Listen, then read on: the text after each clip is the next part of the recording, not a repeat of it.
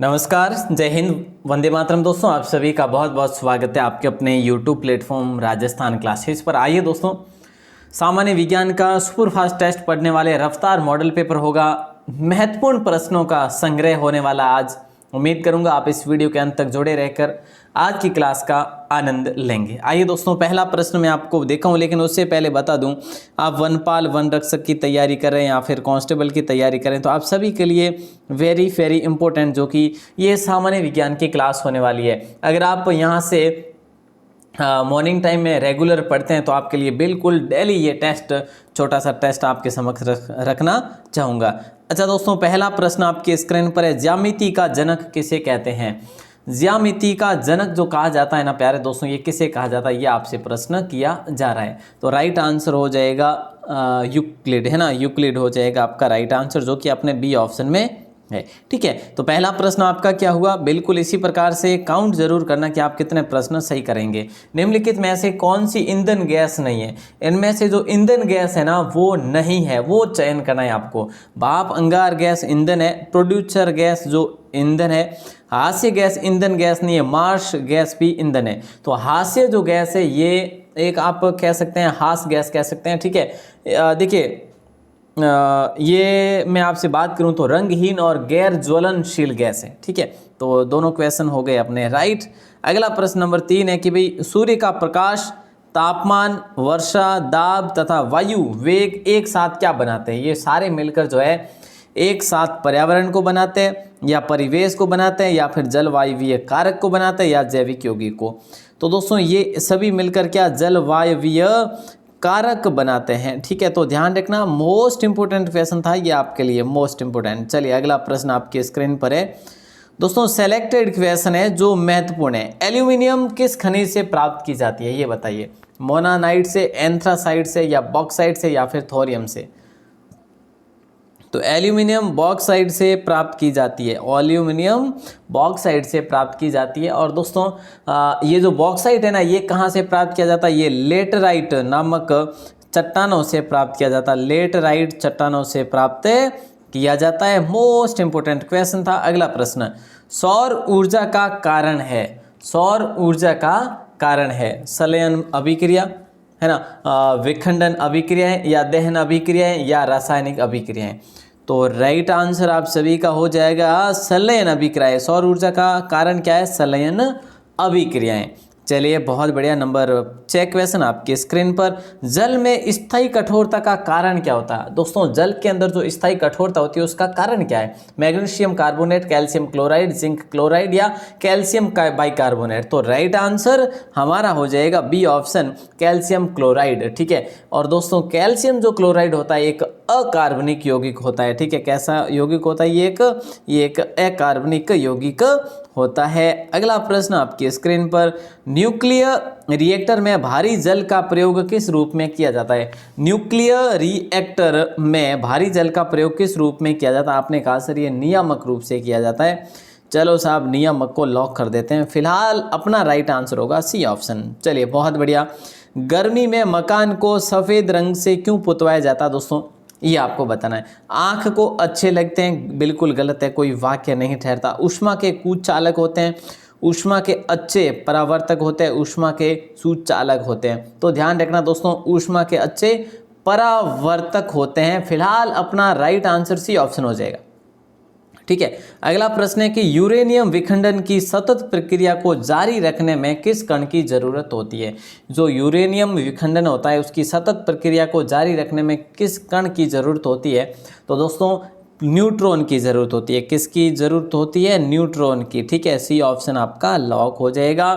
अगला प्रश्न, पनडुब्बियों में उपयोग होने वाला उपकरण कौन सा है? पनडुब्बियों में उपयोग होने वाला उपकरण कौन सा है?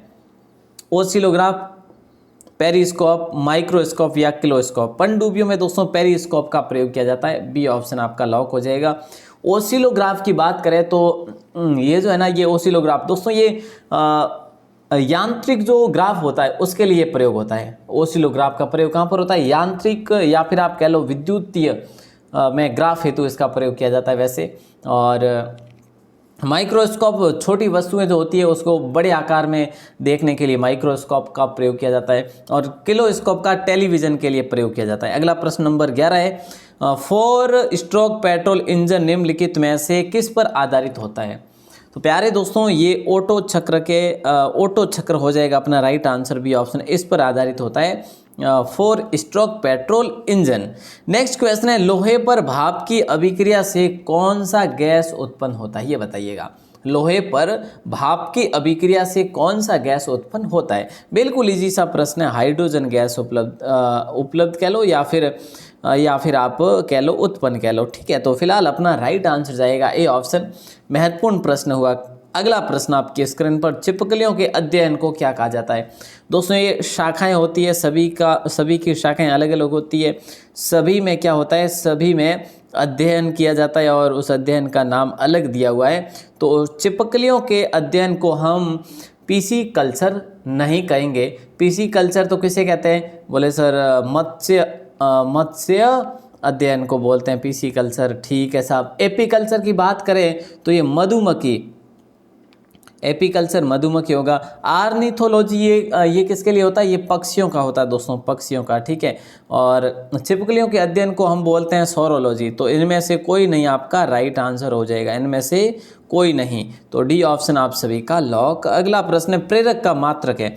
दोस्तों बताइएगा प्रेरक का मात्रक जो है ना ये क्या है, ये आपको बताना है। मीटर है या किलोग्राम या सेकंड या हेनरी। तो प्रेरक का मात्रक होगा हेनरी दोस्तों, ध्यान रखना, ठीक है। और अगर आपसे पूछे मीटर जो है ना, मीटर किसका है, तो आप कर लेंगे सर मीटर तो लंबाई का होता है। और अगर किलोग्राम का पूछे तो ये द्रव्यमान का होता है, ठीक है, द्रव्य का किलोग्राम, ठीक है। और सेकंड जो होता है ये समय का होता है। तो प्यारे दोस्तों कितना इंपॉर्टेंट क्वेश्चन था, आपका सॉल्यूशन भी हो गया। अगला प्रश्न है ऑटो हॉर्न किस आविष्कार के लिए प्रसिद्ध है। ऑटो हॉर्न जो है, ऑटो हॉर्न ये किस आविष्कार के लिए प्रसिद्ध है। तो आपका राइट आंसर हो जाएगा एटम बम दोस्तों, क्या हो जाएगा, एटम बम। ए ऑप्शन फिलहाल के लिए हो जाएगा लॉक। अगला प्रश्न ट्रैक्टर की खोज किसने की थी। बताइए दोस्तों ट्रैक्टर की खोज जो है ये किसने की थी। वाक्समैन ने की, रदरफोर्ड ने की, वुशवेल ने, या इनमें से कोई नहीं। तो ट्रैक्टर की खोज इनमें से किसी भी व्यक्ति से नहीं करी गई थी, वो की गई थी रॉबर्ट फॉर्मिच, ठीक है। तो दोस्तों फॉर्मिच ने ट्रैक्टर की खोज की थी, फॉर्मिच होगा यहाँ पे, ठीक है। अब आप कहेंगे सर कहाँ पे, तो यूएसए में की। बोले सर कब, तो अपने 1900 दशक में, ठीक है।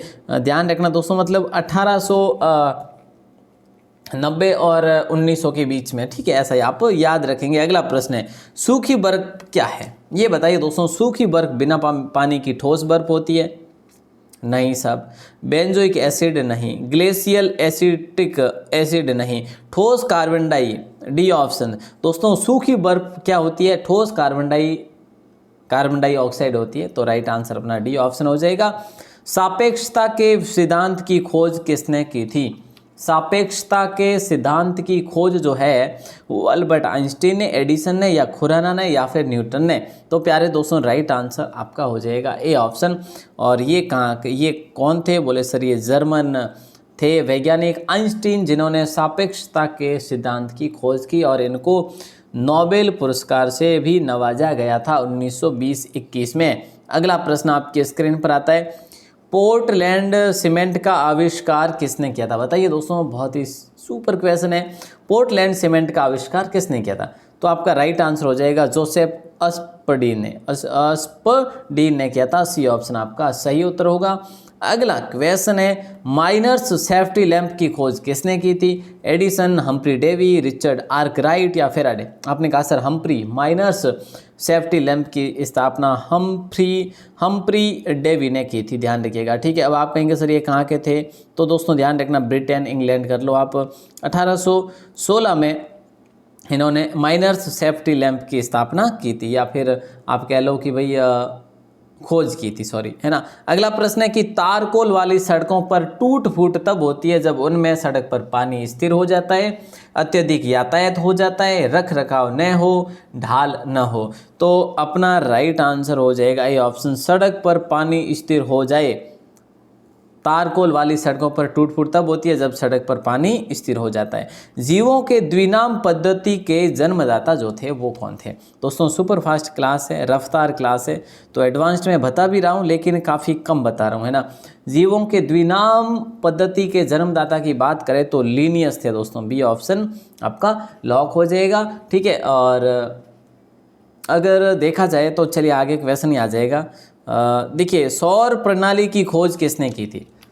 सौर प्रणाली की खोज के बारे में पूछा जा रहा है, तो राइट आंसर क्या हो जाएगा? बिल्कुल सिंपल है, केपलर ने की थी दोस्तों। किसने की थी? केपलर ने सौर प्रणाली की खोज की थी। अपना राइट आंसर हो जाएगा डी ऑप्शन। अगला है विटामिन ई की कमी से होने वाला रोग। नंबर 24 क्वेश्चन, जल्दी से जवाब देना है आपको, है ना। जी बिल्कुल, विटामिन ई की कमी से होने वाला रोग, बांझपन, मलेरिया, रतुंध या इनमें से कोई नहीं। विटामिन ई से दोस्तों बांझपन होगा, है ना। तो इसे आप कह सकते हैं नपुंसकता कह सकते हैं, ठीक है। तो यहाँ पे आपका राइट आंसर हो जाएगा ए ऑप्शन। अगला प्रश्न है, किसी रासायनिक अभिक्रिया में ऑक्सीजन के अनुपात का बढ़ना क्या कहलाता है? कोई भी एक रासायनिक अभिक्रिया होती है और उसमें ऑक्सीजन का अनुपात अगर बढ़ जाता है तो वो क्या कहलाता है? तो वो कहलाता है उपचयन अभिक्रिया दोस्तों। क्या कहलाता है? उपचयन अभिक्रिया, ठीक है। तो यहाँ पे अपना राइट आंसर हो जाएगा बी ऑप्शन। अगला प्रश्न, गैसों का दाब मापने वाला यंत्र कौन सा है? गैसों का दाब मापने वाला जो यंत्र है वो ओमोमीटर है या क्यूसेक या वेंचुरीमीटर है या मैनोमीटर है? आपने कहा सर राइट आंसर हमारा मैनोमीटर हो जाएगा। चलो साहब, अच्छा अब यहाँ पर अगर देखा जाए ओममीटर, ये विद्युत प्रतिरोध मापने के लिए, ठीक है। और ये पानी के बहाव को मापने के लिए, किया जाता है क्यूसेक का प्रयोग, ठीक है। अगर वेंचुरी मीटर की बात करें तो ये अपने द्रव का प्रवाह मापने के लिए, ठीक है। तो मैनोमीटर अपना राइट आंसर हो जाएगा गैसों का दाब मापने के लिए। अगला प्रश्न आता है, निम्नलिखित में से उन रेखाओं को क्या कहा जाता है जो उन स्थानों पर मिलती जहां तड़ित झंझा आती है? जहां पर तड़ित झंझा आती है उन रेखाओं को क्या कहा जाता है, ये आपको बताना है। तो दोस्तों राइट आंसर आइसोहाइड्स, आइसोक्रॉन्स, आइसोब्रॉन्ड्स या आइसोफिन्स। तो आइसोब्रॉन्ड्स जो है अपना राइट आंसर होगा सी ऑप्शन। बिल्कुल इजी वैसे, बिल्कुल, है ना। चलिए अगला प्रश्न आपकी स्क्रीन पर है, फूलों और बीजों को विभिन्न प्रकार के आकर्षक रंग प्रदान करता है? फूलों और बीजों को विभिन्न प्रकार के आकर्षक रंग प्रदान करता है कौन? अपने का आंसर क्रोमोप्लास्ट करता है। अरे वाह, क्रोमोप्लास्ट, ठीक है। तो राइट आंसर अपना हो जाएगा सी ऑप्शन। और अगला प्रश्न, सर्वप्रथम पेंसिलिन या फिर आप कह सकते हैं एंटीबायोटिक की खोज किसने की थी? सर्वप्रथम पेंसिलिन या एंटीबायोटिक की खोज किसने की थी? तो अपना राइट आंसर मिलर, हाइनेमैन या फिर लुई पास्चर या ए फ्लेमिंग को लॉक करेंगे। सर्वप्रथम पेंसिलिन एंटीबायोटिक की खोज जो है ए फ्लेमिंग ने की थी। अब लास्ट क्वेश्चन आपके लिए मैं दे रहा हूँ जिसका आंसर आपको बाहर आके कमेंट सेक्शन में देना है, ठीक है। उम्मीद करूंगा आपको ये क्लास अच्छी लगी होगी। मात्र 13 मिनट में क्लास कंप्लीट और 30 क्वेश्चन भी हो गए अपने। तड़ित किसके द्वारा उत्पन्न होती है दोस्तों, ये आपको बताना है। विद्युत विसर्जन या कोणीय संवेग या फिर शक्ति के वेग से। 30वें का आंसर आपको देना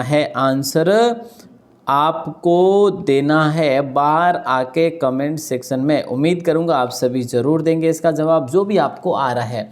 और दोस्तों मॉर्निंग में मैं आपके लिए सामान्य विज्ञान, ठीक है, और अपने क्या बोलते हैं उसको, जो महत्वपूर्ण अपने जीके के क्वेश्चन, ये सारे मैं आपके लिए लाने वाला हूँ, ठीक है, मॉर्निंग में। तो आप सभी हमारे साथ जुड़े रहिएगा, ऐसे ही अपडेट रहिएगा ताकि जो है आप क्लास भी मिस ना कर सको और अपने एग्ज़ाम के लिए जो महत्वपूर्ण कंटेंट है वो भी पढ़ सको।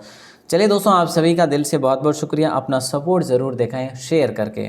और इस विज्ञान की PDF चाहिए, 500 प्रश्नों की PDF आपके लिए अपलोडेड कर दी गई है 2-3 दिन पहले ही, तो आप ज़रूर देख सकते हैं। लिंक डिस्क्रिप्शन में दिया हुआ है 500 प्रश्नों की PDF का। जय हिंद, वंदे मातरम।